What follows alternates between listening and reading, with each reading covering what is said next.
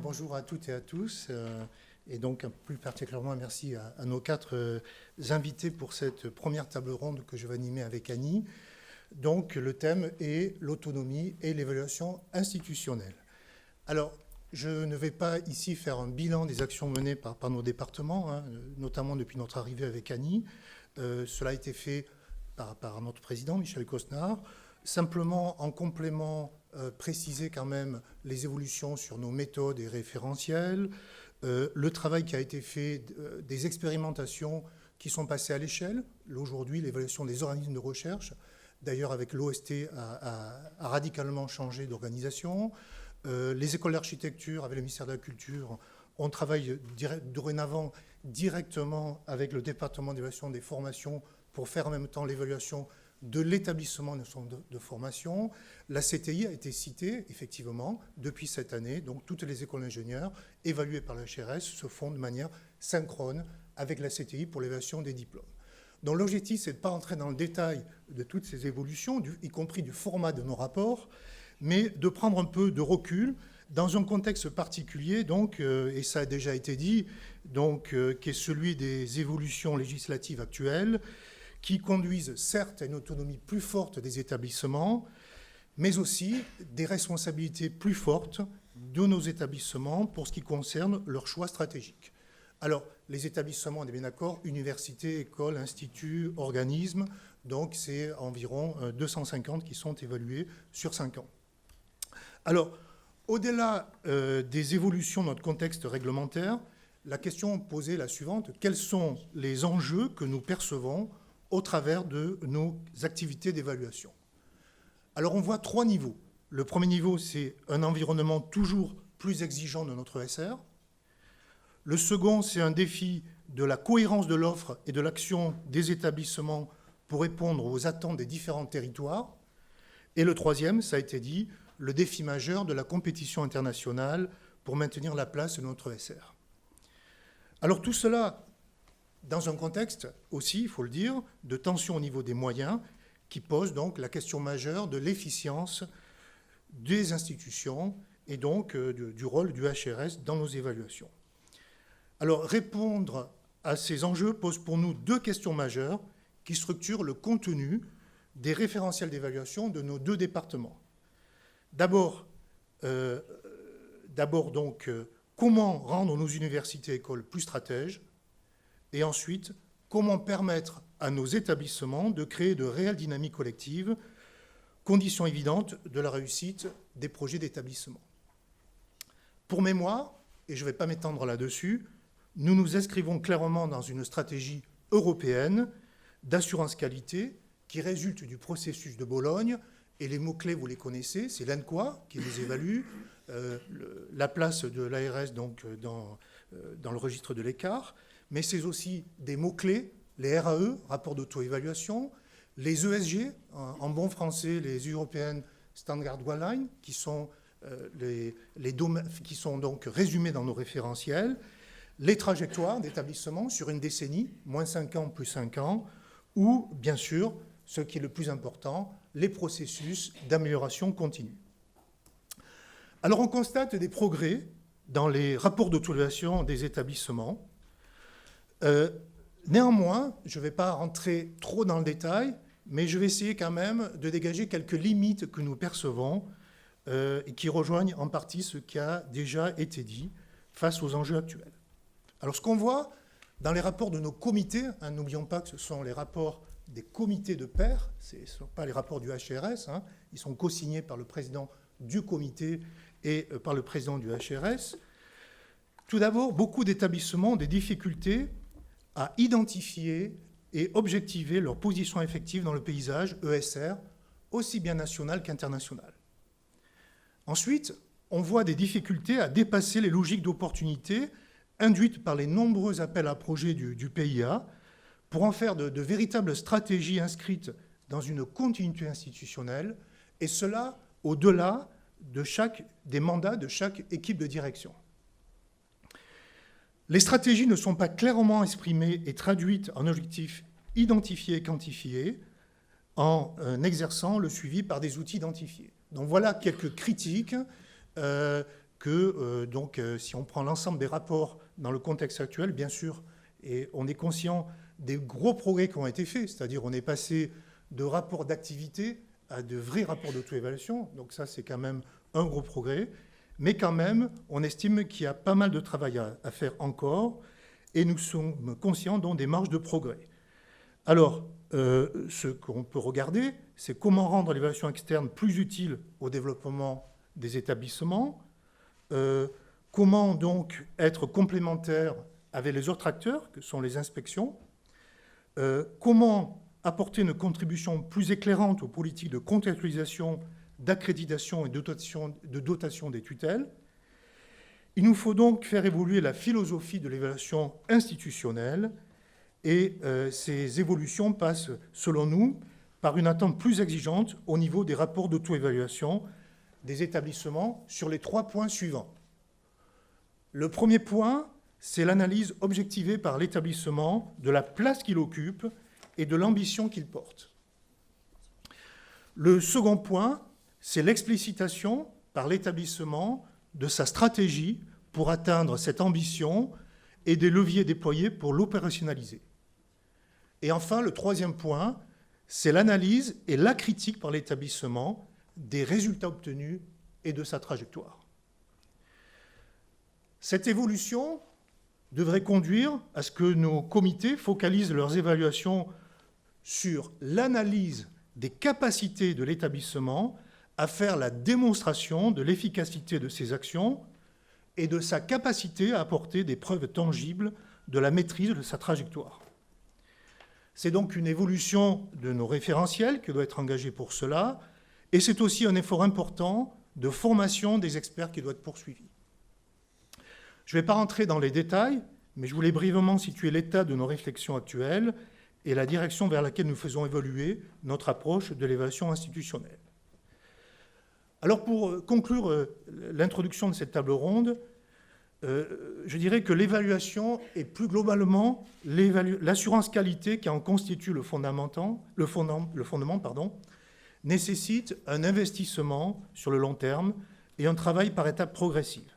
J'ai parlé tout à l'heure d'expérimentation, avec une philosophie qu'il faut savoir expliciter et bien sûr faire partager. Nos 2 départements n'agissent pas de manière isolée, bien évidemment, car nos méthodes d'évaluation résultent toujours d'une médiation que je peux préciser. Nous sommes attentifs aux évolutions des pratiques de l'évaluation des autres agences européennes.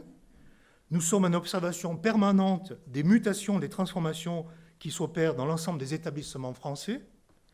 Nous sommes à l'écoute des retours d'expérience de nos experts, mais aussi des équipes de direction des établissements évalués. Et surtout, j'allais dire, nous sommes bien évidemment vigilants au respect du mandat de l'évaluation fixé par l'État. Une table ronde comme celle d'aujourd'hui est un moment privilégié, et donc je donne sans plus attendre la parole à nos intervenants. Et donc, Annie, je te laisse donc la main pour poursuivre donc la table ronde. Merci. Très bien, merci. Merci Michel pour ces propos introductifs. Donc, nous sommes toujours en avance, on continue à prendre de l'avance, ce qui fait que cette table ronde, chacun des intervenants, on vous avait dit de préparer des interventions pour une dizaine de minutes. Vous pouvez allègrement passer une quinzaine de minutes, et on aura aussi beaucoup de temps pour répondre aux questions et prendre des questions de la salle, vu le rythme pris jusqu'à présent. Alors, dans la table ronde, nous allons entendre successivement Madame Sylvie Retailleau, qui est présidente de l'Université Paris-Saclay, puis Monsieur Gérard Blanchard, qui est vice-président de la région Nouvelle-Aquitaine en charge de l'ESR et du transfert de technologie, puis Monsieur Alain Fuchs, qui est président de l'Université PSL, Paris Sciences et Lettres, et enfin Madame Cathy Dukertz, qui est directrice de la cellule exécutive de l'Agence belge d'évaluation de la qualité de l'enseignement supérieur. Alors, chacun d'entre vous, vous pouvez évidemment réagir aux propos introductifs des 2 Michel Cosnard, Michel Robert et Thierry Coulon. bien entendu. Et par ailleurs, nous avons préparé quelques questions que nous aimerions que vous traitiez, des questions qui sont plus spécifiquement liées aux responsabilités qui sont les vôtres. Et si tu veux bien, Sylvie, on va commencer avec toi. Donc, outre des réactions éventuelles aux propos déjà entendus et tenus, il y a de quoi faire, je crois. On aimerait que tu t'exprimes sur le grain auquel il conviendrait aujourd'hui de conduire les évaluations institutionnelles. Je contextualise. Paris-Saclay, par exemple, est un établissement complexe qui a mis en place des structures intermédiaires entre le niveau central et les composantes élémentaires, donc vos schools, départements, etc. D'autres ailleurs ont mis en place des collèges, des pôles, des composantes. Est-ce que ces mises en place de structures intermédiaires n'impliquent pas de revisiter la granularité, le niveau auquel conduire des évaluations institutionnelles? Et par ailleurs, autre type de question, si tu veux bien, tout à fait dans un autre domaine, le calendrier du HCRS voit les évaluations se répéter tous les 5 ans. Est-ce que ce rythme est un rythme adapté pour la vie d'un établissement comme le vôtre? Est-ce qu'il conviendrait de le revisiter? Et si oui, dans quel sens? Donc, on peut démarrer de ces 2 questions, plus évidemment toutes les réactions aux propos déjà entendus. Merci Annie. Alors déjà, je m'excuse parce que j'ai plus de voix aujourd'hui. Donc ça commence bien, mais je vais forcer. Du coup, je vais peut-être pas vous faire souffrir trop longtemps non plus et je réagirai après, mais je vais essayer. Alors, je vais répondre aux 2 questions, mais avant, répondre, je ne sais pas si je vais répondre, mais en tout cas donner des éléments. Et je pense qu'effectivement, on voit l'évolution par rapport à tout ce qui a été dit. Je voudrais rebondir sur le fait qu'il y a déjà beaucoup de mots-clés pour moi qui ont été dits par tous. On voit la notion d'internationalisation avec évidemment l'Europe au niveau périmètre, mais plus globalement la globalisation au niveau mondial de notre système d'enseignement supérieur et de recherche. Et je crois que vraiment l'évaluation en tenant compte des standards internationaux et en se positionnant à l'international, on va parler plus tard, demain ou aujourd'hui, je ne sais plus, avec des universités européennes qui seront un des leviers clés de nos politiques aussi et qui vont s'impliquer, mais ça n'est qu'un exemple. Et on voit bien que ça, c'est un point majeur. On voit aussi que, si je parle Saclay, mais Alain et beaucoup d'autres, Christine, d'autres et toutes les universités, mais avec un peu, je dirais, cette notion, ça a été aussi dit, de différenciation. Cette notion de différenciation au niveau des modèles d'université et en particulier en France est un point qui est croissant, qui est de plus en plus visible à la restructuration de notre système d'enseignement supérieur et de recherche et dont il faut absolument tenir compte dans les critères, dans le positionnement, ce qui mettra d'ailleurs en valeur et ce qui donnera les spécificités de toutes les universités, chacune dans un cadre donné, dans un contexte donné, aussi bien territorialement que nationalement, que internationalement, toutes les universités ayant ces 3 volets, mais on voit bien en les gérant et en les positionnant différemment. Donc je crois qu'aujourd'hui, il faut franchir le pas, et le pas en ayant cette vision à la fois globale et que l'État, premier stratège de l'enseignement supérieur, et j'y reviendrai, doit avoir, en laissant cette forte autonomie aux universités dans leur stratégie propre. Le 3e point alors juste sur ça, ces 2 points d'internationalisation, de différenciation du système et donc de cette prise en compte, j'ai lu avec sourire une petite phrase qui était, je crois que c'était dans un transparent de Michel, qui disait « saisir l'essentiel des subtilités du système français ». Je l'ai noté, ça m'a beaucoup évoqué des choses, je pense à tous.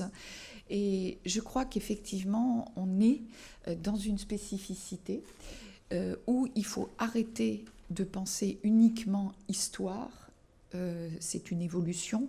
Il faut vraiment se projeter à l'international avec une vision clé qui est, ça a été dit aussi, formation, recherche, innovation, donc étudiants, laboratoire et notre utilité au monde, aux liens socio-économiques, etc. et nos retombées. Parce que les universités ont clairement des retombées directes et indirectes très fortes à tous les niveaux, encore une fois, territorial, national et international, et on le sait.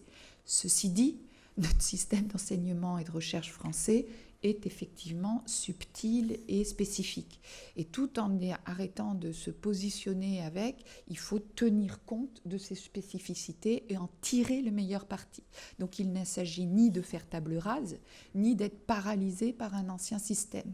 Et je crois que c'est toute la difficulté et cette subtilité, et là je retourne le mot subtilité, non pas de subir l'essentiel des subtilités du système français, mais toute cette subtilité d'en tirer parti, tout en est devenant lisible, visible, et pas que à l'international, mais par nos propres, en national, par les étudiants, leurs familles et nos partenaires du monde socio-économique. Et je dis bien nos partenaires, parce qu'on doit se considérer aujourd'hui en tant qu'université que faisant pleinement partie de ce monde socio-économique. Donc on y est fait partie et on regarde comment justement y participer pleinement. Donc c'est comment, et c'est un peu ce qu'on essaye de faire ensemble avec les autres universités, mais le modèle Saclay est évidemment par cette mixité écoles, universités, grandes écoles, universités et organismes nationaux de recherche, typiquement un terrain d'expérimentation privilégié, je pense, et on y est tous dans ces établissements expérimentaux avec des points différents ou communs à faire. Et c'est le troisième point, c'est le fait qu'il va falloir maintenant faire évaluer l'évaluation aussi dans le cadre de ces établissements expérimentaux, en plus d'une cartographie différenciée des universités et des établissements d'enseignement supérieur et de recherche, et j'insiste sur tous ces termes, je pourrais rajouter et d'innovation, du système français. Les établissements expérimentaux, donc j'entendais Michel et beaucoup, on parle effectivement d'évaluation du référentiel, oui, mais finalement, dans cette période où on va expérimenter et où il ne faut pas avoir peur, avec un système d'assurance qualité et d'amélioration continue, de remettre en cause chaque étape de ces expérimentations. Alors, moi, j'essaye de dire que maintenant, puisque je suis comme Christine, on va créer l'Université Paris-Saclay au 1er janvier 2020. Voilà, on est tous un peu dans les mêmes calendriers et on voudrait arriver à une certaine stabilité de structure pour que nos collègues puissent enfin travailler avec une vision à long terme dans un système. Mais stabilité, pour moi, ne veut pas dire ne pas remettre en cause de façon récurrente et de pouvoir avoir cette potentialité à faire évoluer, à fermer, à ouvrir, à changer. Donc créer un système stable dans lequel nos collègues pourront travailler avec des visions pluriannuelles, et j'y reviendrai, liées à l'évaluation, la performance et les allocations de moyens, et puis en même temps, et l'évaluation en est un outil juste indispensable de pilotage des universités pour pouvoir continuer à évoluer dans ce justement exercice d'expérimentation. Et le mot expérimentation pour nous, puisque nous sommes des universités de plein exercice, et je voudrais d'abord m'arrêter là et ensuite rajouter expérimental. Ce qui veut dire avec une capacité, grâce à l'évaluation et à d'autres outils, à faire continuer à évoluer notre système avec le temps qu'il faut pour que justement ils évoluent de façon pérenne et sans heurts. Et là, on voit bien que qu'est-ce que veut dire référentiel ? Tous ces mots se questionnent, donc ça doit être un référentiel, je ne dis pas qu'on n'en a pas besoin, mais qui doit lui aussi être capable d'être dynamique, de se remettre en question, peut-être spécifique. Et puis quand on parle de spécificité française, même si elles doivent évoluer, eh bien, qu'est-ce que veut dire l'évaluation au niveau international et avec ces critères aux standards internationaux ? Donc on est vraiment aujourd'hui, effectivement pour nous, établissements expérimentaux peut-être encore plus, à une remise à plat du système de cette évaluation, de l'importance de ce levier du système d'évaluation pour permettre à nos universités de continuer à évoluer en ayant toujours en ligne nos missions et nos valeurs et en pour autant continuer à évoluer fortement avec une forte autonomie, une forte capacité stratégique et pouvoir regarder comment les mettre en œuvre. Alors je voudrais arriver à un point, après ces points sur lequel finalement j'ai rebondi sur tout ce qui a été dit, c'est l'importance de lier l'évaluation effectivement à la stratégie de l'établissement, cette notion d'autonomie sur laquelle je crois on a beaucoup progressé, tout le monde l'a dit, mais il nous reste encore des marges de progrès claires comme tous à faire, et au fait que l'établissement, premièrement, doit avoir le choix de son évaluation. Alors, qu'est-ce que ça veut dire avoir le choix de son évaluation ? Eh bien, éventuellement, c'est utiliser la HCRS comme agence d'évaluation ou d'autres comme agence d'évaluation, ou d'avoir son propre, ça ne veut pas dire et toujours avoir transparence, indépendance dans la tête, ces mots-là doivent être clés dans l'évaluation, mais ce n'est pas contradictoire avec une certaine indépendance aussi au niveau de l'établissement de mener son évaluation.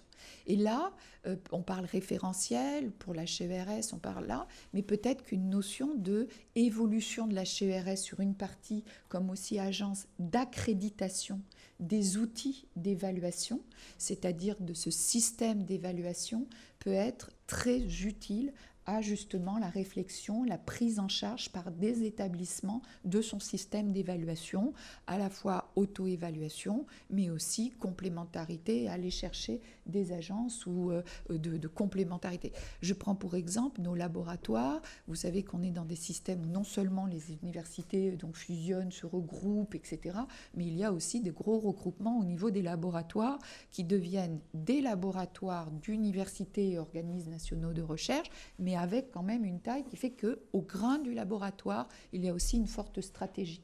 Là aussi, il y a les évaluations des laboratoires qu'il faut absolument mettre dans le contexte de la stratégie des établissements. Donc là, peut-être un travail, et je reviendrai aux vagues et aux établissements, etc. Mais en tout cas, leur donner, peut-être via des formations aussi, cette potentialité d'avoir une stratégie. Et on sait, et dans les établissements, on fait appel avec les laboratoires déjà à des SAB, des Scientific Advisory Board, et tout un tas d'outils d'évaluation. Et là, ça ne peut pas être indépendant, puisque ça fait des couches et des couches que l'on rajoute. Et je dirais que là, avec cette vision que l'on veut avoir à l'international, ces différents types d'évaluation, quant à les recherches, formation ou établissement, il faut laisser à l'établissement le choix de ces outils et surtout de la concordance et de la cohérence de ces outils, pour pas que les collègues et que nous-mêmes, on ait l'impression finalement de se retrouver dans une perpétuelle évaluation. Et là, c'est aussi un petit peu cette antinomie où on dit en France, et je rejoins ce qu'a dit Thierry, on ne peut pas avoir peur de l'évaluation avec tout ce qui est, et en même temps, parfois, on a l'impression de ne pas bien mener l'évaluation et d'être toujours en train d'être évalué ou d'évaluer.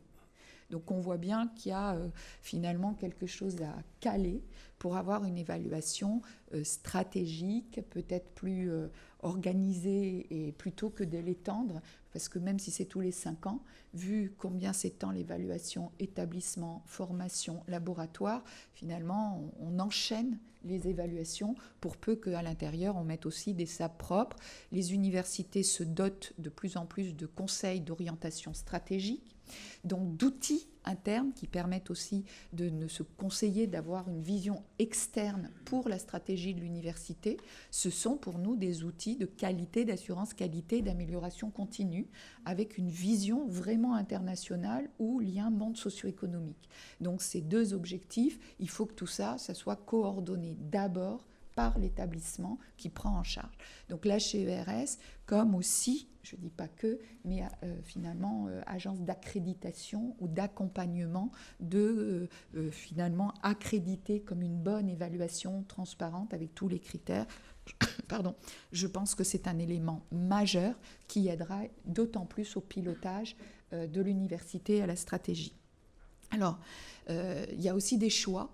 Le temps, tu disais tous les 5 ans, etc. Donc voilà, le sentiment, oui, on peut réfléchir, est-ce que c'est une évaluation tous les 5 ans ou tous les 7 ans ou tous les combien? Certains, on le voit, dans différentes agences, on voit que c'est différent, mais surtout comment on rend cohérent la recherche, la formation avec l'établissement, la gouvernance, et pour pas que ça soit à la fois lourd, et Christine a dit une chose sur la quantité ou la qualité. Il faut que ça soit des évaluations de qualité, de pilotage, de stratégie. Donc le choix des critères, le choix des axes sur lesquels on veut se faire évaluer est aussi très important. Et là aussi, ne serait-ce que de faire la démarche de pouvoir travailler, alors d'une part, je dirais avec un dialogue État-établissement, parce que l'État doit aussi avoir finalement son rôle de stratège réaffirmé, et l'établissement doit, tout en ayant son autonomie de stratégie, répondre aux besoins exprimés en termes de politique publique de l'État. Donc là, on voit qu'il y a un dialogue clair à avoir avec les deux pour pouvoir ensuite exprimer le type d'évaluation et les critères sur lesquels l'établissement veut se faire évaluer. Et ce choix fait, je pense que c'est déjà un progrès pour l'établissement de pouvoir assumer une évaluation par la suite. Donc c'est peut-être pas la peine d'évaluer à chaque fois sur tout, mais à savoir sur quoi et comment. Et à un moment donné, les priorités de l'établissement ne sont pas les mêmes que 5 ans après ou 7 ans après, et surtout en ce moment, parce qu'encore une fois, on est dans une période d'évolution et d'expérimentation de l'établissement. Et il ne sert à rien de faire tout, parce qu'on le fait mal, d'être sous l'eau, et peut-être de se concentrer sur des points stratégiques au niveau de l'établissement à des moments importants. Peut-être le dernier point, c'est lier cette évaluation de l'établissement avec effectivement plus les financements et une évaluation qui doit être évidemment, alors je ne le redis pas, mais pas a priori, mais a posteriori, mais ça on a tellement fait de progrès, je pense que ça c'est ancré, donc cette évaluation a posteriori, et de le lier dans le cadre d'un contrat d'objectifs de moyens, et que ces financements, et là on peut rejoindre des discussions qui auront lieu probablement dans le cadre de la loi programmation recherche, dans lequel l'évaluation, Thierry l'a dit, doit prendre une part importante, et dans lequel lier financement, performance, évaluation, et que ce financement, même s'il doit y avoir un socle de base commun, doit effectivement avoir une dynamique avec un contrat d'objectifs de moyens et de performance. Mais c'est sûr que pour les établissements, faire une évaluation qui n'a pas de retombées derrière concrètes vis-à-vis de l'État, vis-à-vis de cette subvention, vis-à-vis de ses financements, c'est pas très enthousiasmant au niveau de l'investissement qu'on peut y mettre, même si ça, on sait que ça nous est très utile à nous-mêmes. C'est pour ça que les établissements le font très sérieusement, mais en même temps parfois, en sachant que derrière, la continuité de l'évaluation dans son dialogue avec l'État est très limitée. Et là, je pense que c'est un point très important pour nous de savoir comment lier cette importance de l'évaluation à l'allocation des moyens et au financement, à la performance, et avec une vision pluriannuelle. Un établissement ne peut plus avoir comme ça une attente année par année, mais doit avoir, pour faire sa stratégie, une vision pluriannuelle, où là encore, l'évaluation a un rôle important. Bien, merci beaucoup Sylvie. Donc là, tu as brassé un ensemble de points et fait des propositions que l'on entend bien et qui vont probablement alimenter les interventions aussi des autres membres de la table ronde, au-delà des positions déjà entendues de Thierry Coulon, Michel Cosnard ou Michel Robert. Donc je vais passer la parole à Gérard Blanchard, qui donc peut réagir à tout ce qui vient d'être tenu comme propos. Et puis par ailleurs, étant donné ses responsabilités, nous serions intéressés à l'entendre s'exprimer sur la manière, avoir une appréciation de la manière dont se déroulent actuellement les relations entre État, collectivités territoriales et établissements pour le soutien de l'ESR régional. Et comment, selon toi, vu ton expérience de part et d'autre, ces relations pourraient évoluer pour une meilleure articulation, en tout cas vu du point de vue de la région? Et si tu as le temps, quelle réception en région vous avez des changements législatifs, en tout cas liés à la loi 2013 puis à l'ordonnance 2018? Est-ce que ces reconstitutions facilitent le dialogue ou bien au contraire le rend plus difficile, que ce soit avec l'État ou avec les établissements en région? Donc voilà, on te laisse à ton tour le temps de t'expression. Très bien, merci. Bonjour tout le monde. Alors d'abord, je voudrais remercier le HCRS de m'avoir invité, parce qu'on écoutait tout à l'heure dans les propos introductifs qu'il y avait eu beaucoup de chemin qui avait été fait depuis la création de l'ARS et ensuite de l'HCRS, qu'il y avait une évolution des mentalités. Mais je pense que le fait d'inviter une région à une table ronde pour parler d'évaluation et de l'autonomie des établissements, je crois qu'on peut mesurer déjà le chemin parcouru. Même si je suis toujours dans l'enseignement supérieur et si j'en viens, je pense quand même que c'est un point extrêmement important. Alors évidemment, moi je vais aborder la question sous un... Alors d'abord, je vais répondre aux questions. Je vais aborder la question sous un angle différent qui se fait depuis les territoires, c'est-à-dire quel est le regard des territoires sur ce qui est en train de se passer dans l'évolution du paysage de l'enseignement supérieur, recherche et innovation, et j'insiste bien sur le mot innovation aujourd'hui en France. Comment est-ce que nous, on essaye d'aborder, comment est-ce qu'on gère ces situations à l'échelle d'un territoire qui est celui de la Nouvelle-Aquitaine, qui est quand même un territoire assez large, assez grand, avec de nombreux acteurs de l'enseignement supérieur, 6 universités, une trentaine d'écoles, de nombreux centres de transfert de technologie. Puis dans les 6 universités, on a toute la diversité que tu évoquais, la différenciation, et je pense que ça, c'est un point important. Alors si vous le voulez bien, je vais juste prendre un petit peu de temps quand même pour bien comprendre comment la région peut aborder toutes ces problématiques, revenir et vous faire un rappel sur quelles sont aujourd'hui les compétences des régions en matière d'enseignement supérieur et de recherche. Je pense que c'est important de le rappeler. Comment nous, en région Nouvelle-Aquitaine, on aborde ces questions plus spécifiquement. Alors là, on est bien d'accord, je suis invité en tant que représentant de la région Nouvelle-Aquitaine. Je ne m'exprime pas au nom de Région de France. Je pense que dans toutes les régions, on n'est pas encore complètement calé sur les mêmes trajectoires. Mais je pense pouvoir aussi m'exprimer au nom d'autres collectivités, que sont les agglos, métropoles, les départements, qui s'impliquent de plus en plus aussi dans l'enseignement supérieur, la recherche et l'innovation, et qui ont beaucoup d'attentes en termes d'évaluation et d'objectivation des trajectoires stratégiques des établissements. Voilà. Alors, simplement, vous le savez, mais rappelez que les compétences des régions en matière d'enseignement supérieur, de recherche et d'innovation étaient formalisées à travers 3 lois. La loi de l'enseignement supérieur et de la recherche de 2013, ça a été mentionné. C'est là qu'on parle véritablement de début de schéma régional d'enseignement supérieur de la recherche et de l'innovation. Ça a été plus formalisé dans 2 lois qui ont suivi, qui s'adressaient non pas à l'enseignement supérieur mais aux collectivités.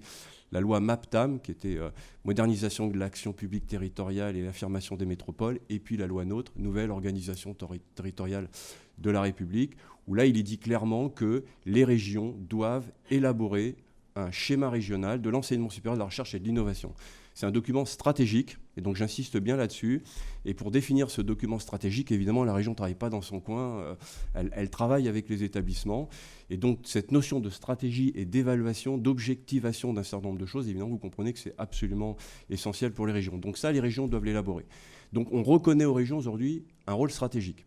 Alors évidemment, là aussi, les régions essayent de le faire de manière cohérente avec les autres acteurs de politique publique, l'État tout d'abord, évidemment, puisque c'est l'État stratège en matière d'enseignement supérieur et de recherche, mais également avec les autres collectivités infrarégionales.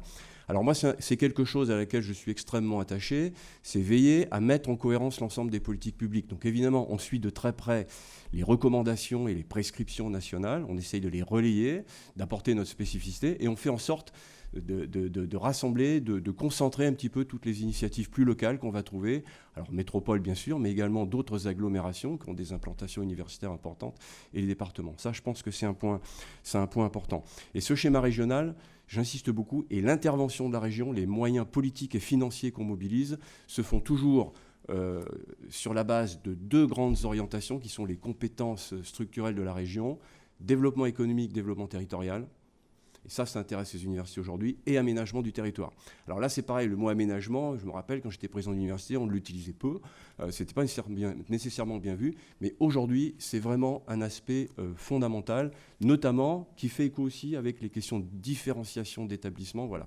Donc ça, je pense que c'est deux points importants, et ça rejoint d'autres schémas stratégiques, je ne vais pas vous embêter avec ça, qui sont demandés aux régions sur le développement économique, l'innovation, l'internationalisation, et sur l'aménagement du territoire et l'égalité territoriale. Ça, je pense que c'est vraiment un point important. Deuxième chose qu'il faut savoir, c'est qu'au-delà de cette vision stratégique, les régions sont chefs de file en matière d'enseignement supérieur et de recherche. Alors, vous savez que les lois NOTRe ont réparti les compétences entre le millefeuille des collectivités, mais l'enseignement supérieur et de la recherche, c'est une compétence qui est partagée. C'est la raison pour laquelle, lorsqu'il y a des compétences partagées, la loi a mis en place un chef de fila. Et donc pour l'enseignement supérieur et la recherche, c'est la région. Et donc nous coordonnons les efforts des autres collectivités en la matière, dans la relation aussi qu'on peut avoir avec l'État. Alors en ce qui nous concerne plus spécifiquement en Nouvelle-Aquitaine, alors je ne vais pas évidemment vous passer par le menu tout ce que l'on fait, mais il faut savoir que c'est vrai dans beaucoup d'autres régions. Aujourd'hui, il y a une appropriation politique de la question de l'enseignement supérieur de la recherche par les collectivités, particulièrement par la région, pour une raison évidente, c'est qu'aujourd'hui, la recherche et le transfert de technologie, c'est considéré comme un levier fondamental de développement économique, de développement territorial. Les implantations universitaires font partie des éléments qui permettent aussi d'aménager le territoire et de favoriser l'accès à l'enseignement supérieur. Ça, il ne faut surtout pas l'oublier. C'est la raison pour laquelle les collectivités se mobilisent beaucoup. Et derrière, évidemment, il y a des mobilisations budgétaires qui sont importantes. Alors ça peut varier d'une région à l'autre, mais si vous regardez les trajectoires budgétaires dans les régions, eh bien, les montants sont constamment en augmentation. Et évidemment, ça a un impact non négligeable sur les établissements et sur le fait que nous soyons en discussion avec les établissements. Et je le dis souvent, pas pour provoquer, mais on n'est plus aujourd'hui en train de boucler des tours de table pour savoir si on peut construire tel ou tel bâtiment et financer tel ou tel équipement. On est dans des logiques stratégiques également. Et donc là, même chose, on essaye d'avoir des éléments d'objectivation. Quand on ne les a pas, eh bien, on va les chercher ailleurs. On mandate des cabinets qui vont faire un travail. Donc c'est pour ça que cette table ronde et le fait que je puisse m'exprimer ici me semble vraiment très, très, très important. Voilà, donc ça c'est... Et dans les politiques qu'on mène, nous, on fait du développement donc, économique et donc on essaye de créer ce qu'on appelle aujourd'hui les écosystèmes d'innovation. Donc là, on est en lien direct avec la loi pluriannuelle de programmation de la recherche. Alors il se fait que j'ai été sollicité pour participer, et je pense être le seul d'une région à participer au 3e groupe de travail sur la recherche partenariale et l'innovation. Voilà. Donc pour nous, c'est un axe de développement essentiel. Ça veut dire que notre aide, notre accompagnement auprès des universités, des écoles et des organismes de recherche, ça se fait aussi dans cette perspective. Notre ambition en territoire, c'est de construire des écosystèmes d'innovation. C'est-à-dire rapprocher les laboratoires de recherche, les centres de transfert de technologie, les entreprises, mettre en synergie et puis en phase, en cohérence les politiques publiques sur un territoire donné. Donc j'emploie plus volontiers le mot territoire d'innovation que écosystème d'innovation parce que c'est géographiquement organisé et structuré. Et aujourd'hui, c'est dans cet esprit et c'est avec cette ligne stratégique qu'on accompagne tous les établissements sur notre territoire. Alors je fais référence aux 6 sites universitaires, il y a des écoles aussi. Et donc, on les accompagne pour essayer de les amener à construire autour d'eux un écosystème d'innovation, jusqu'à des réurbanisations de sites. Voilà, ça va jusque-là. Donc, ça veut dire qu'aujourd'hui, nous développons sur chacun de nos sites universitaires l'équivalent de petites opérations campus. C'est des programmes pluriannuels sur 10, 15, voire 20 ans. Il faudra mobiliser évidemment des moyens. Alors le CPR va arriver, donc on va inscrire cette réflexion CPR, non pas sur une liste de bâtiments ou une liste d'équipements, vous le comprenez bien, mais dans ces visions stratégiques et dans ces structurations de territoires d'innovation. Voilà, ça je pense que c'est un point important, et autour des universités. Alors ça nous amène aussi à faire, dans le travail que j'évoque ici, pas simplement de l'accompagnement financier, on travaille de plus en plus en conseil stratégique, en créant les liens, les articulations entre le monde économique, le développement de l'emploi, l'installation, le développement des entreprises, des start-up, avec le travail qui est fait dans les laboratoires de recherche. Voilà. Et ça, je pense que c'est un point important. L'autre ligne politique et stratégique forte, c'est qu'on réfléchit à l'échelle du territoire. Donc là aussi, le maître mot, c'est cohérence. Alors, on a de la chance dans notre région, on arrive à spécialiser les sites, c'est ça que je voulais vous dire.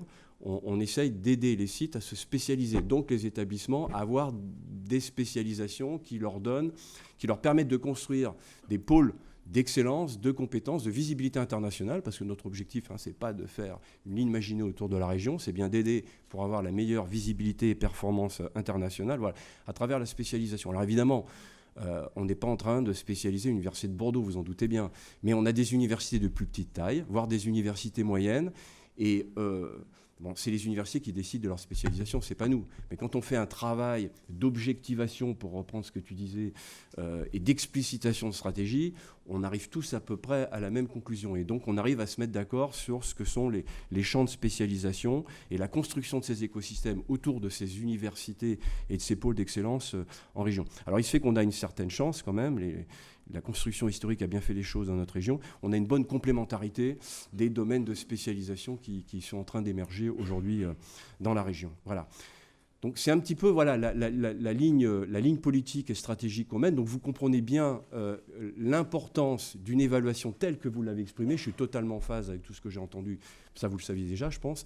Mais clairement, pas seulement en tant qu'universitaire, mais en tant que représentant d'une région, avec tout ce que j'ai. On a besoin d'une évaluation qui objective la place, le rôle des établissements et qui nous donne à voir la trajectoire qu'il se donne. Ça nous permet de nous mobiliser aux côtés des établissements et aux côtés évidemment de l'ensemble des pouvoirs publics. Alors pour autant, ce n'est pas si simple que ça. Et on a aujourd'hui, Thierry en a parlé tout à l'heure, et vous en avez tous parlé, et ça fait 10-15 ans qu'on en parle. Bon, la lecture du paysage national est compliquée, et quand on est en territoire, c'est tout aussi compliqué. Il y a une multitude d'acteurs, et en plus, quand on a la prétention d'articuler l'académique avec l'économique et le développement socio-économique, c'est encore plus compliqué. Donc nous, on a ressenti le besoin, et ça me permettra de répondre indirectement, et j'y reviendrai, sur la question des regroupements d'universités. On a senti le besoin d'avoir moins d'interlocuteurs. Voilà. Alors on pensait que les communes auraient pu être une solution. On s'est vite rendu compte que ce n'était pas le cas. Et donc moi, dès le début de mon mandat, avec mon président de région Alain Rousset, on a décidé de mettre en place une instance régionale qu'on appelle la conférence régionale pour la recherche, l'enseignement supérieur et le transfert de technologie, à laquelle participent tous les présidents et présidentes d'universités, les directeurs d'école, les représentants des organismes de recherche en région, l'État, bien entendu. On a 3 recteurs qui sont présents, le délégué régional à la recherche et à la technologie, ce qui nous permet d'échanger, de co-construire nos stratégies régionales en les articulant avec ce qu'attend l'État et en intégrant l'ensemble des autres collectivités, en respectant évidemment les trajectoires stratégiques qui sont définies par des établissements autonomes. Alors l'exercice est compliqué, enfin il a l'air extrêmement compliqué, mais en réalité ça se passe plutôt bien. Voilà. Donc on a voulu construire un espace de dialogue stratégique, alors tous ensemble pour la transparence et la co-construction. Ça ne nous empêche pas de travailler évidemment établissement par établissement, et ce qu'on souhaite c'est renforcer le dialogue stratégique entre la région et l'État. Voilà. Alors ça se fait, c'est plutôt dans un rapport de politesse aujourd'hui. Je pense qu'il y a un espace de réflexion. Alors j'en avais parlé à la ministre au début de mon mandat. Voilà, nous on est demandeurs, et je pense que il n'y a pas que la région, il n'y a pas que notre région. On considère que cette conférence régionale, c'est une expérimentation qu'on met en place. Les établissements répondent vraiment très positivement à ça. Ça leur permet d'infléchir d'ailleurs un certain nombre de politiques. Donc voilà, donc moi j'en profite là pour envoyer un message. Effectivement, on est vraiment demandeur de plus de liens forts, stratégiques avec l'État pour gérer cette complexité et la question de la différenciation. Parce que ça, c'est un point important, ça inquiète aussi pas mal les universités. Le paysage national se différencie. Alors nous, on a un échantillon assez représentatif de ça dans la région. On a un IDEX, on a un ICIT, on a d'autres établissements qui ne sont pas IDEX et ICIT, mais qui ont une vraie visibilité, une taille nationale. Et puis on a des plus petits établissements qui sont peut-être dans de la proximité et qui ont un modèle peut-être différent à inventer. Donc ça, il faut qu'on arrive à le gérer. Ce n'est pas si simple que ça aujourd'hui. Et c'est vrai que nous, on le gère avec notre politique, avec la relation qu'on met en place. On ne le fait pas avec l'État, voilà, aujourd'hui. Et ça, je pense que c'est vrai en Nouvelle-Aquitaine, c'est certainement vrai dans toutes les autres régions. En particulier avec le rôle extrêmement structurant que joue le PIA et les différents appels à projets. Donc là, il y a une réflexion à avoir. C'est vrai que le paysage avance, il évolue, et je pense qu'il évolue bien, mais il y a aussi à se poser des questions pour les établissements qui ne relèvent pas directement des gros sujets PIA et qui ont besoin d'exister et dont nos territoires et dont l'État ont besoin. Voilà. Alors, par rapport à ce que je viens de vous dire, sans entrer plus dans les détails, voilà, il ne me reste plus beaucoup de temps. Quelles sont les attentes de la région? Alors, nous, ce qu'on demande, c'est évaluer la stratégie. Voilà. Nous, ce qu'on attend du HCRS ou d'une autre instance d'évaluation, mais évidemment d'abord le HCRS, c'est l'évaluation de la stratégie des établissements, c'est ce que vous avez dit. Et pour nous, c'est fondamental. Alors, plutôt, moi, ce que j'aimerais, c'est que ça les amène à ce que vous voulez aussi. C'est à ce qu'ils aient cette capacité à l'auto-évaluation. Ça, pour nous, c'est important parce que notre interlocuteur direct, ça reste quand même l'établissement. Et il faut qu'il soit capable de bien s'auto-évaluer, de bien comprendre sa place, savoir s'il a vraiment des progrès à faire ou pas, et ainsi de suite. Pour nous, c'est absolument fondamental. Évidemment, on lit de manière fine et détaillée les rapports subtils du HCRS. Parfois, on aimerait peut-être des recommandations un petit peu plus fortes, notamment sur la partie stratégique, mais en tout cas, ça nous aide beaucoup.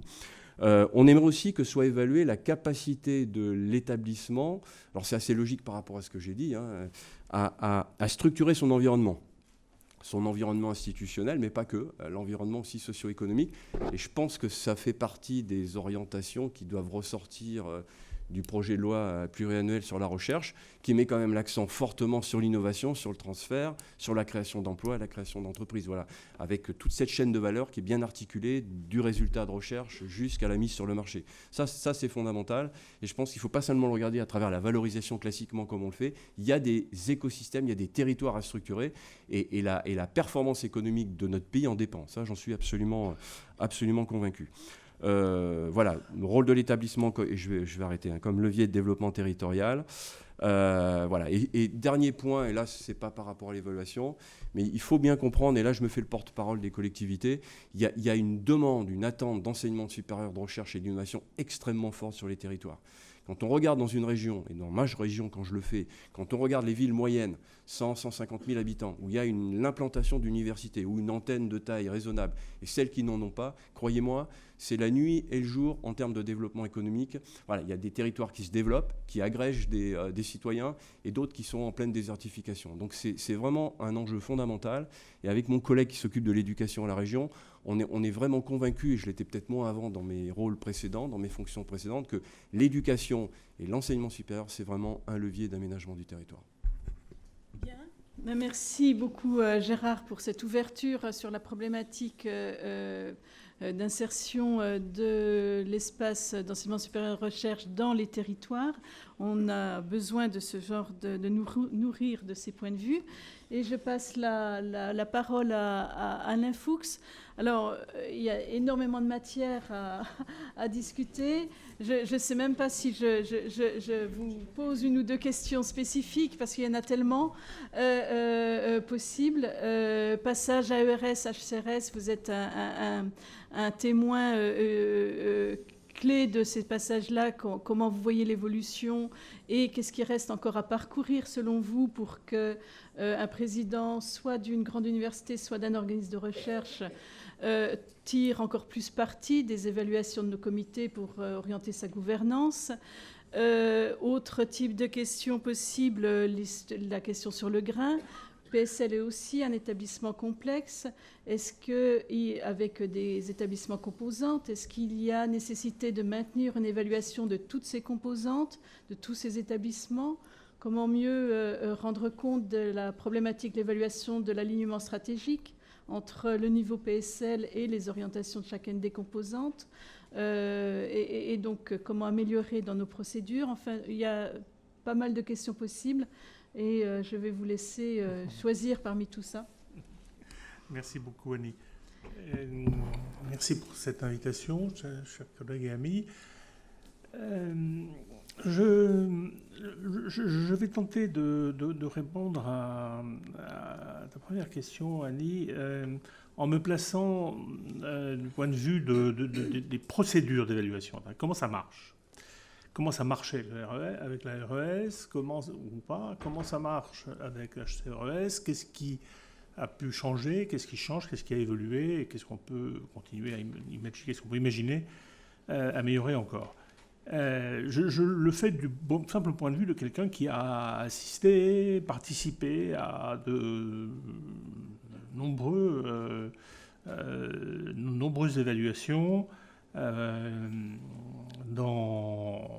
par l'ARES, par l'HRS, et puis avant que l'ARES existe, des évaluations qui étaient des évaluations de labo. À cette époque-là, j'étais plutôt dans les labos, et les évaluations se faisaient souvent par l'intermédiaire d'une commission du Comité national de la recherche scientifique. Donc j'ai un tout petit peu de recul sur ces différentes procédures d'évaluation. Je vais commencer par décrire la face un peu sombre ou un peu pessimiste de l'évaluation telle qu'elle était parfois vécue du temps de l'ARES. Je serais sans doute un peu caricatural, mais simplement pour fixer un peu les idées, sachant que je ne fais pas partie de ceux qui voient ces évaluations comme entièrement négatives. Mais l'impression que pouvaient laisser les évaluations d'établissement, disons, on va dire, d'établissement au moment de la mise en place de l'ARES était parfois vécue de façon assez négative. Puis après, je proposerai une vision beaucoup plus optimiste et beaucoup plus claire qui consiste à vous expliquer comment, par exemple, prendre exemple, puisque je l'ai vécu et j'en ai été acteur, comment, dans le contexte de l'HCRES, nous avons pu prendre en main, sous contrôle de l'HCRES, l'évaluation du CNRS. Alors la vision dite un peu sombre, un peu pessimiste, c'est le fait que, évidemment, il fallait mettre en place les procédures, c'était pas simple, mais sur le terrain, l'impression que nous avions, c'était d'un comité nommé par l'ARES qui débarquait avec un agenda extrêmement serré, voulant tout voir, quart d'heure par quart d'heure, comme convoquant 3 personnes par-ci, 4 par-là. On disait, mais tel jour de 10h15 à 11h, on aimerait voir vos partenaires. Alors, c'est le partenaire, c'est le président d'une grande université, par exemple le PMC. Ben oui, mais ce jour-là, de 10h15 à 11h, il n'a que ça à foutre, justement, que de venir à la convocation de l'ARES. Enfin, je veux dire, je caricature un peu, mais là, c'était comme ça que ça se passait. Ça s'est amélioré depuis, mais un agenda extrêmement serré, et puis surtout ce côté, on retourne toutes les pierres, hein, pour prendre le dicton américain, no stones unturned. Hein. On va tout regarder, tout. Jusqu'à l'allocation des ressources, jusqu'à la façon dont fonctionne la direction financière, la direction budgétaire, etc., etc. Et puis après, la vie étudiante. Mais bien sûr, tout est intéressant. Mais le référentiel a été bâti en amont, avec peu, au bout d'un moment, les interactions se faisaient, mais au début, peu d'interactions avec les acteurs et avec les acteurs évalués. Et donc on subissait là comme ça la visite. C'était pas inintéressant. On essayait de s'y préparer, on convoquait les gens, ci et ça. On essayait de modifier l'agenda au fur et à mesure, mais on n'avait pas beaucoup de bonne volonté pour le faire. Là, j'ai bien dit qu'on était dans la vision sombre. Hein, d'accord ? C'est bien amélioré après. Mais enfin, c'était un peu ça. Je pense que dans ça, il doit y avoir des gens qui ont subi ça aussi, qui ont vu ça. Hein, voilà. Bon. Alors après, de ça, qu'est-ce qu'il en ressort ? Il en ressort un rapport. Pas inintéressant. Il y a des vrais morceaux intéressants dans le rapport. Mais enfin, c'est un rapport... voilà. Quelle utilité y a-t-il pour la gouvernance de l'établissement d'un rapport comme celui-là ? On prend des morceaux, on le diffuse auprès des parties prenantes dans l'établissement. Alors, il y a quelques-uns qui ne sont pas contents parce qu'on leur dit que je ne sais pas quoi. Mais de cet ensemble, qu'est-ce qu'on en fait en termes de... C'est-à-dire, en quoi est-il réellement utile pour la réflexion stratégique et pour l'amélioration des procédures ? Pas formidable. On peut faire mieux, disons. Voilà. C'est toujours intéressant d'avoir des évaluations. Il y a toujours des choses à en retirer. Mais pour l'essentiel, ce que je pourrais dire, c'est que dans ces premières versions-là, la prise en compte des besoins des acteurs était très modeste. Voilà. Ce qui fait qu'au fond, on avait des rapports qui ne répondaient pas tellement à des questions qu'éventuellement le chef d'établissement et son équipe pouvaient se poser. Voilà. Ça, c'est l'aspect, le versant acteur. Et puis le versant conséquences, au sens d'un bonus-malus, au sens sur les ressources, donc sur les tutelles, etc. Bon, là, j'allais dire comme d'habitude, il n'y en avait pas, ou très peu. Voilà. On avait bien, à un moment donné, dans les modèles d'allocation des moyens, une part performance. Voilà, elle était modeste. Et puis, dans la pratique, ceux qui ont vécu ça se sont bien aperçus que oui, il y avait quelque chose, mais enfin, c'était très, très modulé. Hein, voilà. Au fond, donc, dans cette version, je commence volontairement par une version négative et un peu sombre, la procédure d'évaluation n'était pas suffisamment satisfaisante pour les acteurs, et puis ne l'était pas non plus en aval, en termes de conséquences et de prise en compte de la performance, de façon positive ou de façon négative.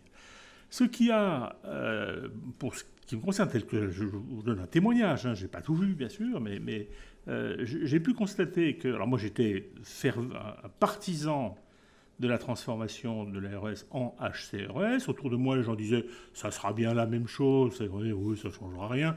Alors pourquoi j'étais à l'époque président du CNRS? Alors évidemment, les relations avec l'ARS avaient été très compliquées, comme vous le savez. Il s'agissait grosso modo de faire en sorte qu'on mette le comité national sous le boisseau. Enfin, il y avait vraiment... Voilà. L'ARS n'a pas été créé pour ça, mais enfin, c'était quand même une des choses qu'on lui demandait. Donc évidemment, les relations étaient mauvaises, parce que le comité national continuait d'exister. Enfin, quand même, le CNRS a besoin d'évaluer ses chercheurs. Il n'a pas d'enseignant-chercheur, mais il évalue ses chercheurs. Ouais, c'est bête, tous les 4 ans. Bien. Vous avez vu bien? Ouais. Donc un peu pour ça, il faut bien un comité national. Donc le comité national, il existe toujours, il est toujours là. C'est pas qu'il a résisté, mais c'est que statutairement, c'est là, ça en a besoin. Donc voilà, les relations étaient très mauvaises. Et moi, je voyais avec l'arrivée du HCRS, et notamment avec le rapport Pumin-Dardel, j'avoue avoir beaucoup apprécié. J'ai beaucoup apprécié le travail fait par Denis Pumin et Frédéric Dardel, qui, après les assises, où il fallait tout supprimer, sauf le CNU, après les assises, tout de même, mais c'était quand même ça le contexte. Le contexte, c'était, voilà, si on fait le HCRS, si on fait quand même une agence nationale d'évaluation, il faut qu'elle soit ci, il faut qu'elle soit ça. Et moi, je trouve que Denis Pumin et Frédéric Dardel ont fait un très bon travail qui a conduit au décret de création du HCRS, avec beaucoup de choses vraiment, vraiment intéressantes. Et je pense avoir pu convaincre le comité national, le CNRS, que le ton avait changé, l'air avait changé. D'ailleurs, très peu de temps après la création de l'HCRS et la nomination de Michel Cosnard à sa présidence, j'ai eu le plaisir d'inviter Michel à une première séance de dialogue avec le comité national, ce qui n'avait pas pu se faire pendant 3 ans, 4 ans. Séance qui s'est extrêmement bien passée, et beaucoup grâce à toi, évidemment, Michel. Et puis, le dialogue s'est réinstallé, et la place respective des deux instances, des deux institutions, je ne sais pas comment ça sera aujourd'hui, parce que j'ai plus... Voilà, mais à l'époque, en tout cas, la réarticulation a pu se faire. Et donc, ça s'est déjà... Bon, vu de ma lorgnette, enfin, c'est quand même assez gros, vu de ma lorgnette, c'était un point, je trouve, extrêmement positif. Et puis, il y a quelque chose qui m'intéressait beaucoup à l'époque, et dont je me suis servi, c'est la capacité, qui est dans le décret, de mener l'évaluation de son établissement en liaison, évidemment, serrée avec le conseil du HCRS. Donc, de faire un travail dans lequel on définit, au sein de l'établissement, avec son équipe dirigeante, on définit les questions auxquelles on aimerait que l'évaluation réponde. Voilà. Et c'est exactement ce qui s'est passé. Je crois que ça a été une première expérience, une expérimentation. Ça a consisté à faire la chose suivante, à se mettre d'accord avec le HCRS sur la désignation d'un référent scientifique indépendant, qui n'était donc pas un membre du CNRS, un membre de la communauté, mais pas un membre du CNRS, indépendant donc, de se mettre d'accord sur la nomination, enfin, ou d'un président du comité. On se met d'accord là-dessus. Nous l'avons proposé, mais vous auriez pu le retoquer. Il se trouve qu'on avait fait l'effort d'aller chercher quelqu'un qui avait beaucoup de hauteur de vue et qui n'était pas juste un de nos amis. Et ces deux personnes, le référent scientifique et le président du jury, tous les deux, donc, dont la nomination a été validée par le HCRS, ont bâti ensemble, sans que nous ayons à interférer, la composition du comité. La composition du comité a été soumise ensuite au HCRS, qui l'a validée, et le comité a fait son travail. Et avec une sorte de feuille de route, là encore validée par le HCRS, mais qui correspondait exactement, ou qui correspondait à ce que nous souhaitions. Alors, ce que nous souhaitions, enfin, encore fallait-il que le HCRS dise oui, c'est pertinent. Alors, je vais vous dire en 2 mots de quoi il s'agissait. Plutôt que ce qui s'était passé le coup d'avant, mais enfin ce qui peut se passer dans beaucoup d'établissements, c'est-à-dire on soulève toutes les pierres et on fait un rapport qui finit par être à peu près l'équivalent d'un rapport d'inspection, parce qu'on est allé regarder le fonctionnement de l'agence comptable, de ci, de ça, de machin. Rapport d'inspection, pas toujours le bon rapport d'inspection non plus, parce que ça ressemble à un rapport de la Cour des comptes, par exemple, mais les gens de la Cour des comptes sont plus voilà, peu chiants aussi, mais ils sont quand même plus pertinents pour évaluer la façon dont les comptes sont tenus dans votre établissement. Hein. On n'a pas besoin d'un deuxième sous-rapport de la Cour des comptes. On n'a pas besoin d'un sous-rapport de l'IKNR, hein, qui s'appelle autrement maintenant. Il faudra qu'on se mette... Quand ? Ah, très bien. Ah oui, merci. Très bien. Oui. C'est vrai que je me note ça. On n'a pas besoin d'un sous-rapport de l'IKNR qui faisait très bien son travail.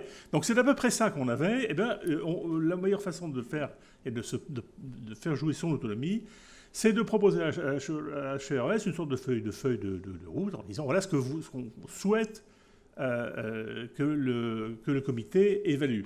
En l'occurrence, pour le CNRS, pour vous dire en 2 mots de quoi il s'agit, vous comprendrez très bien, il s'agissait de se concentrer, c'était la volonté de la direction, il s'agissait de se concentrer sur la valeur ajoutée scientifique du CNRS dans le paysage ESR. Et pas d'aller regarder si on versait les subventions le 1er janvier ou le 14 mars, ou je ne sais pas quoi. Il y a une valeur ajoutée. C'est une chose qui n'était jamais véritablement... La question n'était jamais véritablement posée comme ça. Parce que si on balance un comité d'évaluation avec le référentiel bidule, les membres du comité se retrouvent dans une situation compliquée parce que est-ce qu'on évalue la science ? Mais non, la science est évaluée par les UMR, dans les UMR. Donc on ne va pas évaluer la science au CNRS. Donc on arrive au CNRS et vous savez, on ne va pas évaluer la science. Ouais, écoutez, c'est bien. On se retrouve dans 3 jours, mais enfin voilà, Donc là, en l'occurrence, c'était bien sûr qu'il y avait un travail à faire. Et ce travail à faire consistait non pas à aller réévaluer chacune des UMR, mais à se dire, le CNRS dans le paysage, il apporte quoi ? C'est quoi ses limites ? C'est quoi ses freins ? C'est quoi, etc. J'ai la faiblesse de croire que c'est une évaluation réussie, parce que le comité a bien travaillé, vraiment bien travaillé, parce que le rapport était touffu, complet, très intéressant. Je pense qu'au moment où la lecture de ce rapport, beaucoup de gens ont été vraiment intéressés.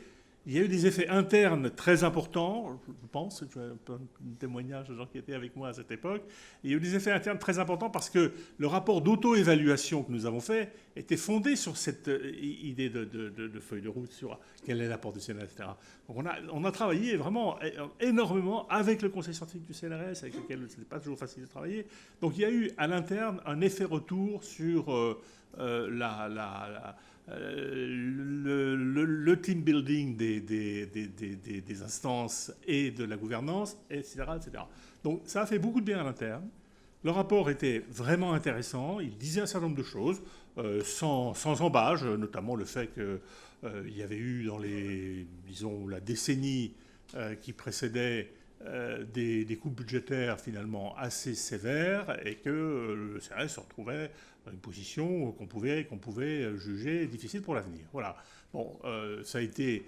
Alors, du côté des acteurs, très bien. Et puis alors après, côté tutelle et côté conséquences, bah là, le calme plat, comme d'habitude. C'est-à-dire que le secrétaire d'État de l'époque, il y avait une ministre et un secrétaire d'État.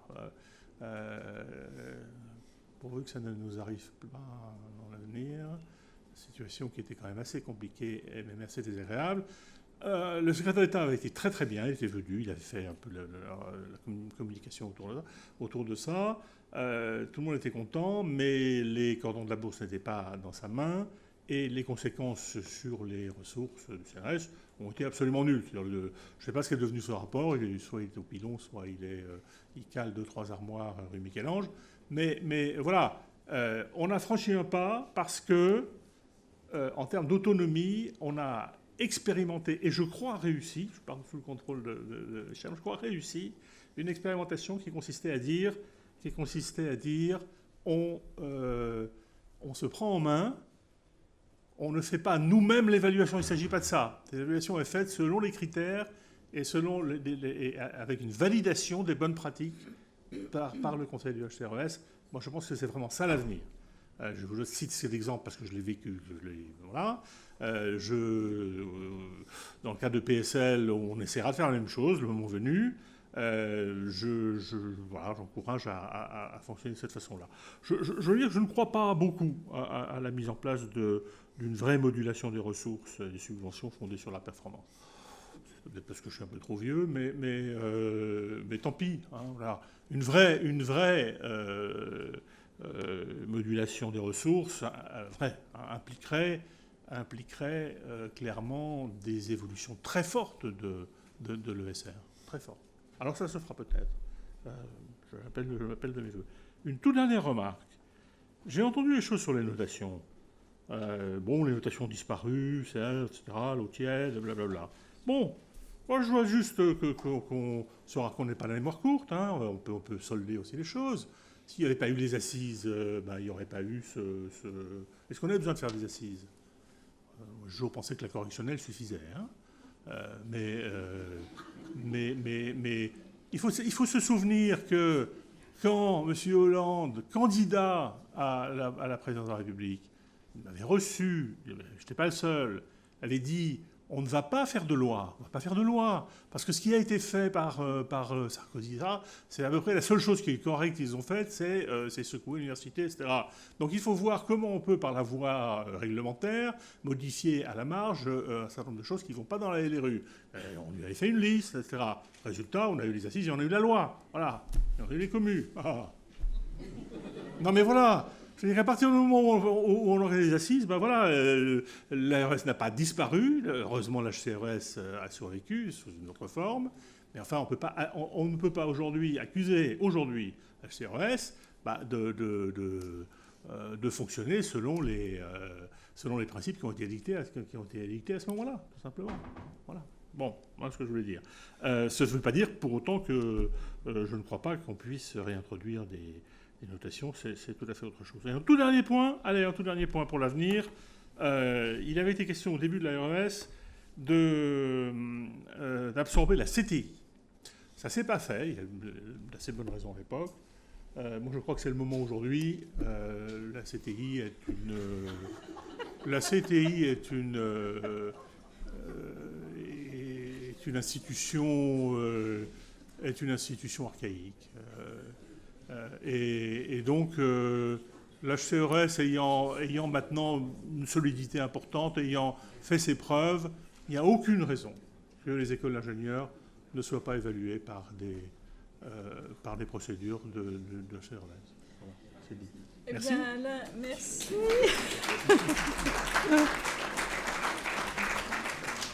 Bon, on savait à quoi on s'exposait en vous invitant, donc vous ne nous avez pas déçus, donc merci bien. Et maintenant, pour clore la table ronde, je vais passer la parole à Cathy Dukertz. Donc, il y a pas mal de matières. Mais en même temps, Cathy, tu viens d'une agence extérieure, européenne, belge. Alors, dans les questions pour alimenter, on pourrait aimer t'entendre parler du pourquoi l'agence belge a décidé qu'il était fondamental d'introduire des évaluations institutionnelles récemment, alors que jusqu'à présent, vous ne procédiez qu'à des évaluations de programmes de formation. Quel est le raisonnement qui fait que vous avez décidé de faire des évaluations institutionnelles? Selon quelle philosophie vous avez orienté ces évaluations institutionnelles? Et puis, comme tu es membre de notre collège et donc tu connais bien notre procédure, est-ce que tu peux t'exprimer également sur la marge de progression qui reste au HCRS en tant qu'évoluant comme une agence autonome d'évaluation de la qualité de l'enseignement supérieur et de la recherche? Merci Annie. Vaste question en effet. D'abord, je voudrais aussi vous remercier pour l'invitation qui, au départ, avait un autre format et un autre objectif. Je vous l'avoue, je pensais venir animer, discuter, échanger avec vous dans des ateliers sur nos méthodologies, puis ça s'est transformé en séminaire de 2 jours. Donc voilà, ça a pris une autre forme et une autre portée. Quoi qu'il en soit, je suis la seule francophone non française à la table ronde. Et j'ai une connaissance modeste du fonctionnement interne du HCRS, puisque j'ai eu l'honneur d'être nommée dans son collège en 2015. Donc j'ai un petit pied dedans et puis j'ai un pied dehors, en quelque sorte. Avec le HCRS, avec l'institution archaïque dont monsieur a cité le nom il y a quelques secondes, c'est-à-dire la CTI, avec la AQ de Suisse et donc l'agence belge francophone, l'AECES, nous avons formé un réseau francophone de l'Agence qualité pour l'enseignement supérieur. Et ce réseau a comme premier travail décidé de travailler, de faire une collaboration sur la traduction de ces fameux ESG dont on parlait plus tôt, et qui sont donc des références et des lignes directrices pour l'assurance qualité, à la fois interne et externe, puisque ça traite de ces questions-là. C'est un réseau qui nous a permis aussi de tisser des liens et d'en apprendre beaucoup sur les fonctionnements respectifs des agences, et notamment à travers un exercice qui a produit une petite communication lors d'un forum ECAF, c'est-à-dire les forums européens sur l'assurance qualité. Nous avons fait une petite étude comparative des objets de l'évaluation institutionnelle dans nos différents pays. Et on a eu de belles surprises de voir que nous avions effectivement des différences de perception et d'objets et de travail, et que c'était donc très intéressant de voir aussi que même si nous étions tous conformes à ces fameux ESG lors de nos évaluations respectives, puisque nous sommes tous inscrits aussi sur le registre écart, nous avons des points d'entrée, des points d'analyse assez différents de pays à un autre. J'ai pu aussi observer le travail considérable qui a été réalisé par le HCRS à travers ces dernières années, donc, que Michel Cosnard a retracé dans son introduction. Et je souligne vraiment le professionnalisme et le dynamisme de cette agence. Et les commentaires ou les questionnements ou mes rapports d'étonnement dont je vais vous faire part n'entachent en rien cette appréciation positive, je vous rassure. De toute façon, une partie de ces questionnements sont liés aussi à un champ plus large d'acteurs qui sont les acteurs politiques, les établissements eux-mêmes, les autres organismes, etc. En fait, tout l'écosystème que constitue l'enseignement supérieur et de la recherche en France. Donc ça dépasse aussi le fonctionnement direct de l'agence ou du Haut Conseil, puisque ce dernier travaille sur les mandats qui lui sont donnés. Donc pour répondre à la demande, je vais jouer ce rôle d'ami critique. On a déjà parlé de la complexité des systèmes et de la difficulté de saisir toutes les subtilités d'un système. Et donc je confirme que chaque pays croit toujours que son système est le plus complexe, mais en fait il continue à découvrir d'autres systèmes tout aussi complexes. Et ça donne tout de suite un enjeu aux agences qui est celui de former convenablement ces experts à la mission d'expertise, c'est-à-dire être en capacité de tenter de bien leur expliquer dans quelle pièce ils vont jouer cette mission d'expertise. Il faut savoir que sur le territoire de notre petite Belgique francophone, nous avons un taux de 60 à 65% d'experts qui ne sont pas issus de la Belgique francophone. Nous faisons ça parce que dans notre approche programmatique, qui est celle qui est légale pour le moment, nous faisons des regroupements de programmes. Et donc, contrairement à la France qui fait une division géographique et qui donc a une rotation qui est liée à ces progressions de vagues par territoire, nous avons une approche où nous regroupons les programmes, et lorsque nous évaluons, par exemple, sociologie, nous allons aller dans tous les établissements qui proposent ce type de programme, et nous allons demander aux experts non seulement de faire un rapport vis-à-vis de chaque établissement, mais aussi de donner un état des lieux de la formation sociologie en Belgique francophone, au tenter et d'introduire ces perspectives. Et ces comparaisons, je dirais, internationales, étant donné que nous capitalisons sur le potentiel très international, enfin hors système de nos experts. Donc toute évaluation est éminemment contextuelle, nous l'avons déjà dit, c'est d'ailleurs un des principes qui est rappelé dans les ESG, disant que l'assurance qualité doit répondre à la diversité des systèmes, des institutions, des programmes, etc. Ce qui veut dire que les exemples européens que je vais vous citer ne doivent pas être pris comme des bonnes pratiques à copier dans votre système, mais simplement des sources d'inspiration, mais ce qui ne déforce pas non plus, à mon estime, l'importance et l'utilité du bench learning, c'est-à-dire l'apprentissage que l'on peut tirer en observant ce qui se passe en dehors de nos frontières. Et d'ailleurs, pour l'anecdote, l'agence finlandaise, FINEC, a introduit dans son nouveau référentiel institutionnel, qu'elle modifie tous les 6 ans, donc à chaque nouvelle vague, elle modifie avec les acteurs de l'enseignement et les décideurs politiques les formats et les objets des référentiels, elle introduit une dimension de bench learning où elle laisse l'autonomie aux établissements de choisir l'objet sur lequel ils désirent faire un apprentissage par comparaison avec d'autres établissements, mais ce bench learning est obligatoire dans le référentiel. Et donc ces autres établissements peuvent être soit des établissements de Finlande, soit des établissements hors des frontières de Finlande. Donc c'est l'objet d'une négociation entre l'agence et les établissements. Avant de poursuivre, je voudrais quand même faire une petite précaution oratoire sur le champ lexical. Nous avons traduit ce document anglais vers le français avec trois communautés francophones. Et nous avons appris beaucoup en faisant cette traduction, notamment sur quoi recouvrent les mots, de quel concept parle-t-on, etc. Je suis surprise, ça c'est un premier retour de surprise, je suis surprise en tant qu'observatrice externe à la France que les vocables, l'affreux néologisme d'assurance qualité que nous avons emprunté à nos amis suisses, mais qui recouvre aussi ce qu'on pourrait appeler des démarches qualité, des procédures internes, des procédures externes, toutes sortes de pratiques qualité, des politiques qualité, les cycles d'amélioration continue, programmation, opérationnalisation, suivi, correction, qui sont là, à mon avis, la traduction française du cycle PDCA, etc., sont assez peu présents, ces termes, lorsqu'on lit des documents issus de France.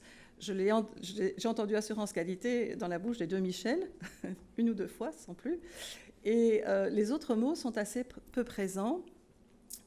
Et c'est une surprise parce qu'en fait, dans les référentiels d'évaluation institutionnelle de nombreux pays européens, l'objet même de l'évaluation institutionnelle, c'est le système qualité au service de la stratégie de l'établissement. Donc il y a un petit décalage de focus, mais ce système qualité ou l'assurance qualité est examiné de manière assez approfondie pour justement apporter à l'établissement des regards extérieurs et un soutien au choix de ces outils en fonction de ces objectifs stratégiques définis par ailleurs.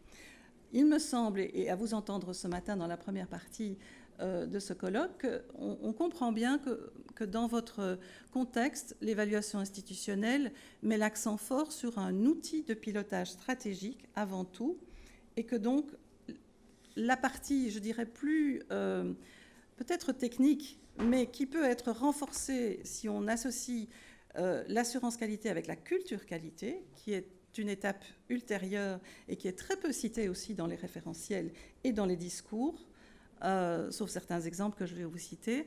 C'est un élément de surprise, en tout cas, pour moi. Et un des principes aussi des ESG, c'est de dire l'assurance qualité favorise le développement de la culture qualité. Il y a quelques tendances ou caractères, enfin je dirais des postulats qui sont quasi universellement admis. C'est le premier qui dit que les établissements sont, dans leur premier chef, responsables de la qualité des formations qu'ils proposent et des services, et qu'ils doivent en assurer la garantie de la qualité. Et je trouve que c'est un point très important dans la discussion, en tout cas c'est comme ça que je l'avais interprété avec les précautions oratoires dont on parle, que c'est un point très important dans la dimension de l'autonomie des établissements. Il y a un dernier principe qui est formulé dans les ESG, qui est celui qui dit que l'assurance qualité tient compte des besoins et attentes des étudiants, de toutes les autres parties prenantes et de la société. C'est une petite phrase presque anodine et un peu de bon sens, mais elle ouvre la porte sur des concepts pas nécessairement aisés à mettre en œuvre, par exemple la dimension participative des processus d'évaluation et d'amélioration. C'est assez complexe à garantir dans le continu. L'apprentissage centré sur les étudiants, qui est une évolution forte à l'échelle européenne, mais qui n'est pas non plus très aisée dans sa mise en œuvre. La pluralité des points de vue, évidemment. Et est-ce qu'on se met d'accord sur une définition de la qualité de quoi? Est-ce qu'on se met d'accord sur la définition ou les pratiques d'assurance qualité? Donc tout ça est l'objet de négociations, de discussions. À tout le moins, ça apporte le débat et c'est une bonne chose. Si je peux continuer dans la dimension des tendances ou des principes, à l'échelle européenne, on note une diversification des activités confiées aux agences qualité. Donc ça, c'est vraiment un mouvement, je dirais, assez fort et assez marqué. Je vais citer quelques exemples. Certaines agences se voient confier l'accréditation ou l'évaluation de la formation professionnelle, y compris en deçà du niveau 6 du cadre européen de certification, par exemple en Estonie. Il y a une intensification de l'approche institutionnelle, c'est-à-dire de l'évaluation institutionnelle, au sens large du terme, quel que soit l'objet précis défini, avec ou sans la poursuite ou la disparition de l'approche programmatique menée par l'agence. Donc là, il y a des cas assez différenciés. La Suisse, la Flandre, l'Irlande, la Finlande, l'Autriche sont dans cette mouvance-là d'augmentation. Et puis nous, en Belgique francophone, comme tu l'as indiqué plus tôt, Annie, nous sommes dans cette phase pilote que le gouvernement nous a confiée à notre impulsion, à notre demande, parce que nous avons mené une consultation pendant 1 an et demi, 2 ans, et nous avons fait une étude un peu exploratoire à l'échelle européenne, et nous avons proposé de mener cette phase institutionnelle, et nous avons la folle ambition de trouver un modèle qui puisse articuler l'approche programmatique et l'approche institutionnelle. Parce qu'en fait, en faisant cette consultation, nos établissements nous ont dit « nous ne souhaitons pas être totalement dépourvus d'évaluation programmatique de la part de l'AECES ». Il y a aussi, je vais être un peu cynique, mais c'est une réalité économique, il y a aussi le fait que les évaluations, comme ici en France, sont gratuites pour les établissements. Elles ne sont pas prises en charge. Elles sont prises en charge par la dotation de l'agence. Et donc, dès lors, c'est clair que si les évaluations de programme doivent être toutes prises du jour au lendemain par les établissements, il y a un problème de budget des établissements pour mener à bien ces évaluations programmatiques, en tout cas dans la dimension d'externalité que l'on peut lui souhaiter. Donc, il y a évidemment des arguments qui ne jouent pas spécialement en la faveur de ce glissement, contrairement à notre région voisine, donc je ne parle pas d'un pays voisin, mais la Flandre, qui depuis de très nombreuses années demande une rétribution pour le service de l'évaluation ou d'accréditation. Donc dans de nombreuses régions, ce sont des services payants. Donc c'est un élément, je dirais, de modèle économique qui impacte fortement les choix de méthode. D'autres éléments qui font partie de ces diversifications, des activités liées à la reconnaissance des diplômes. Donc, certaines agences en Lituanie, en Irlande par exemple, ont le service ENIC-NARIC intégré dans l'agence. Et donc, ce sont dorénavant ces agences-là qui traitent toutes ces questions liées à la reconnaissance des diplômes. On note aussi, et j'en veux pour preuve, le nombre de présentations qui ont été faites par les collègues lors de la dernière Assemblée générale d'ENCOA, l'Association européenne des agences qualité, sur les éléments liés à la recherche. Alors évidemment, en France, ça fait longtemps que vous êtes dans ce secteur et que vous avez non seulement l'évaluation de la formation doctorale, donc de la partie enseignement de la recherche, si je puis dire, avec le 3e cycle, mais également la recherche pure et dure, si je puis dire. Donc, on remarque cette tendance-là aussi auprès des agences, des collègues. À noter que le renforcement institutionnel s'accompagne aussi simultanément d'un renforcement des activités d'agences dites spécifiques, c'est-à-dire qui ont pour objet des programmes spécifiques. Donc, excusez-moi de la citer à nouveau, mais la CTI sur les ingénieurs, la musique, par exemple, sur tout ce qui est conservatoire et enseignement musical, ou d'autres encore. Il y en a une petite quarantaine d'agences, en fait, qui ont une approche spécifique sur certains programmes. Et forcément, ce renforcement institutionnel ouvre un peu la porte à l'intensification des approches programmatiques, mais menées par d'autres agences que les agences qui procèdent à l'évaluation institutionnelle. Ces diversifications entraînent aussi des ajustements lors de l'évaluation des agences elles-mêmes par l'ENCA, puisqu'il y a des ajustements de champs qui sont couverts ou qui ne sont pas couverts lors de l'évaluation, et en particulier l'évaluation dont vous parliez ce matin de la coordination territoriale est un champ qui n'est pas compris dans les évaluations des agences, parce que ça sort un peu du focus qui est plus sur l'enseignement et l'apprentissage que sont les ESG. Je vais passer rapidement sur quelque chose dont on a déjà parlé, qui est la tension entre stabilité et innovation.